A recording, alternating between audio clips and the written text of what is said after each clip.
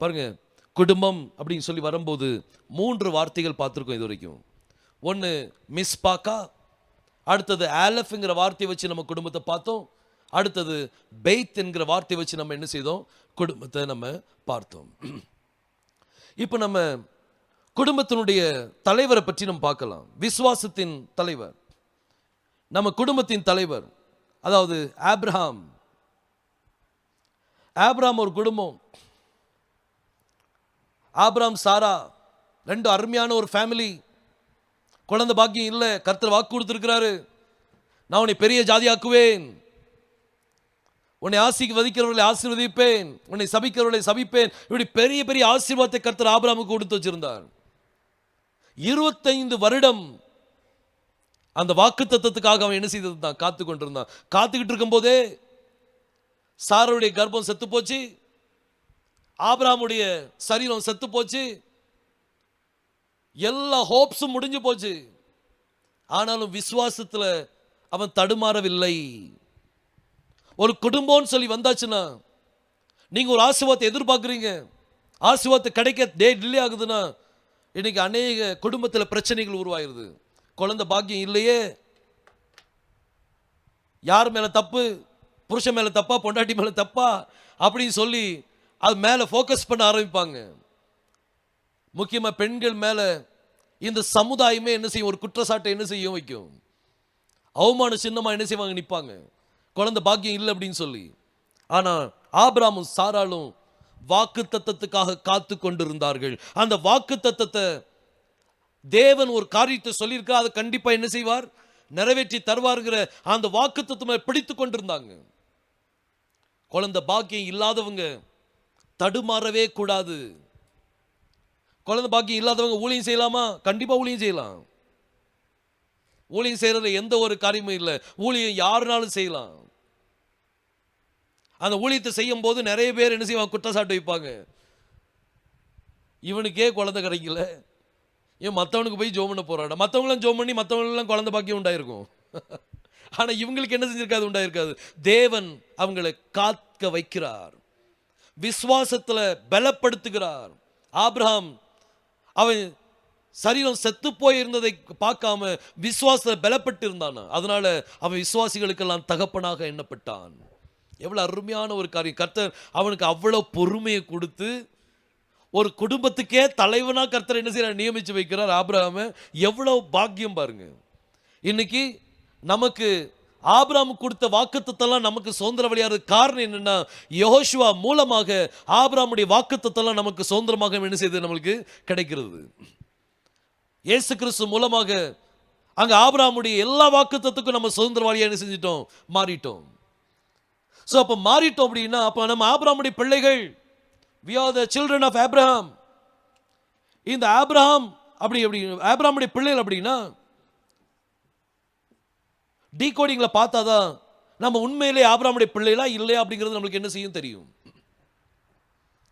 Abraham அப்படிங்கிற அந்த வார்த்தையில முதல் எழுத்து ஆலெஃப், அது பிறகு பெத், அது பிறகு ரேஷ், அது பிறகு ஹே and then மெம் சோஃபித்.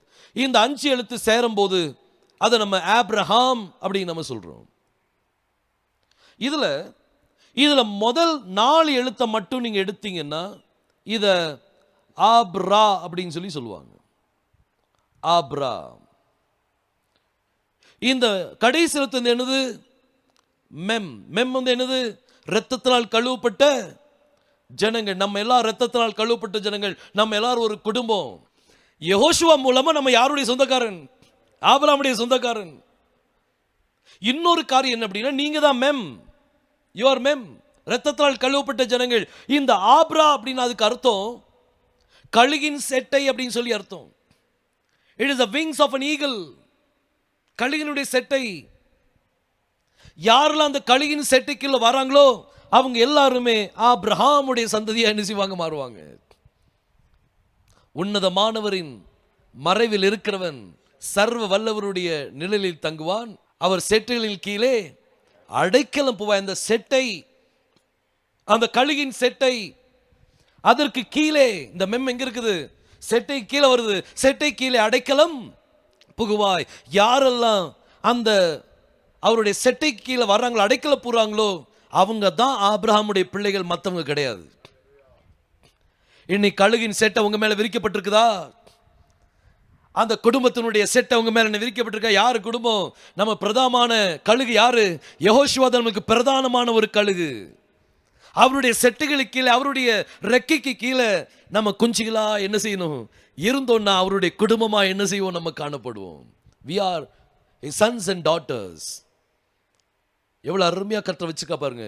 ஆபிரகாமுடைய பிள்ளைகள் அப்படின்னா நம்ம உண்மையிலேயே ஆபிரகாமுடைய பிள்ளைகளா?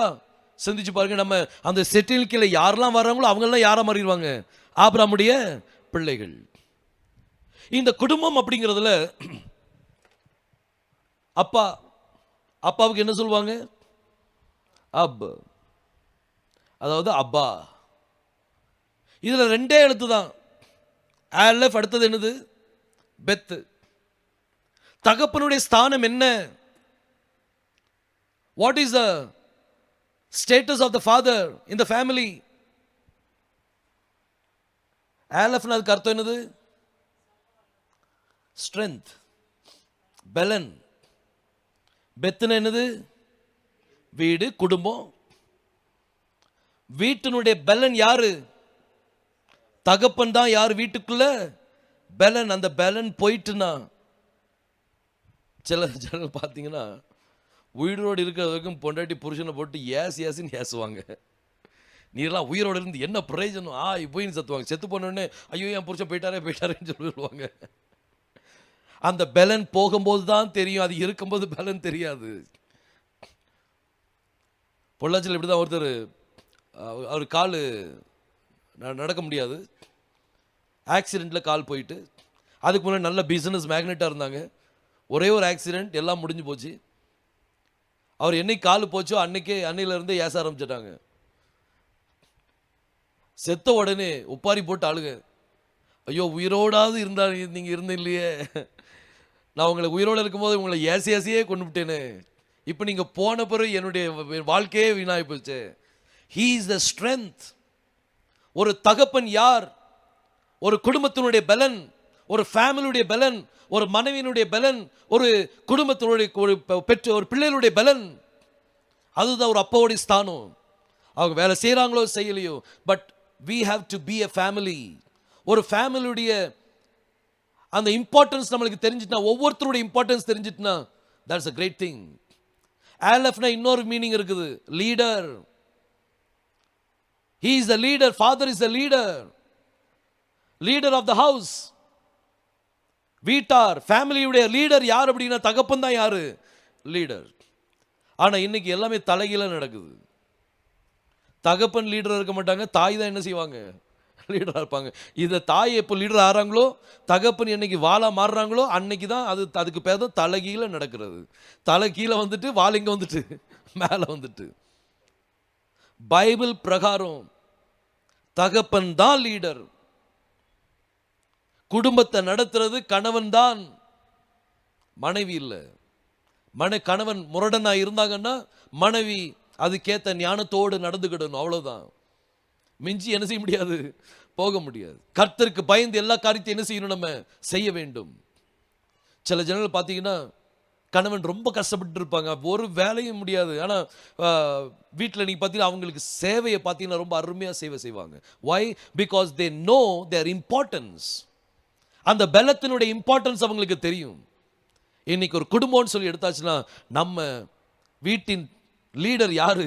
தகப்பன் தான். யாரு? Leader. He is a leader.